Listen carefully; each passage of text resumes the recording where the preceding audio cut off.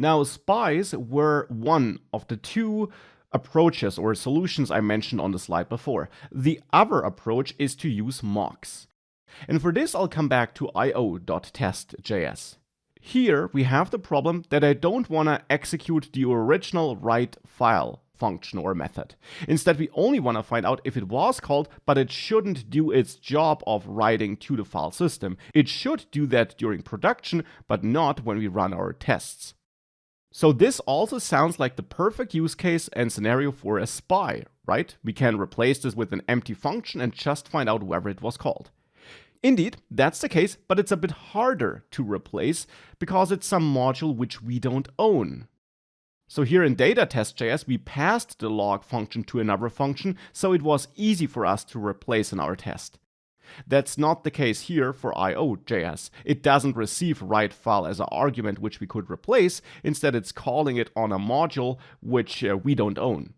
But that's where mocks come into play. With mocks, we can easily replace functionalities that are defined in modules, no matter if we own them or not. And to do that, all we have to do is import v again, or jest with jest. And then on this v or jest object, we have the mock method. And to this method, you then pass the name of the module or the path to the module that should be mocked. And this works both with built-in or third-party modules, but also with your own modules, your own files. Here, we're going to use it on a built-in module, and we're going to mock fs. Now what this will do, if we don't pass any extra configuration to the mock method, which we could and which we'll do later, but which we don't do here, then this will kick off vtests or jest's auto mocking algorithm, and it will basically find this module and replace all the functions in there with empty spy functions. That is what this will do.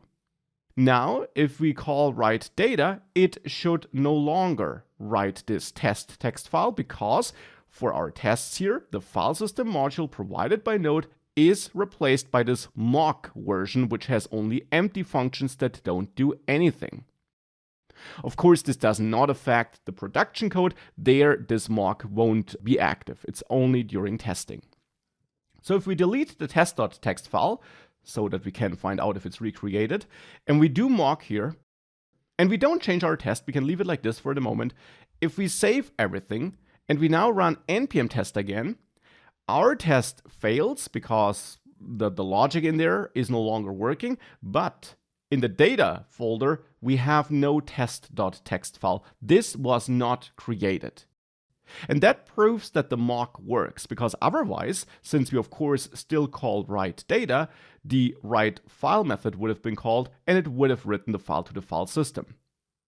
Now our test fails because in that test we are looking for a promise that resolves to no value.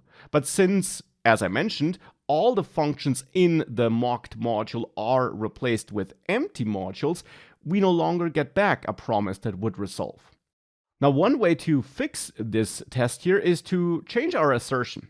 And we can therefore comment out the original assertion. And it might make sense to change the assertion such that we check whether the write file method, here provided by the file system module, was called. To find out whether it was called, we can import promises as fs from fs. So that's the same import I have in io.js. This import. I have it here in my test file as well now. And I'm importing the file system module, which was mocked, and it's also mocked in io.js and in the test file then. This does not matter. So I can import this mocked module, which has all these empty spy functions inside of it, thanks to vmock.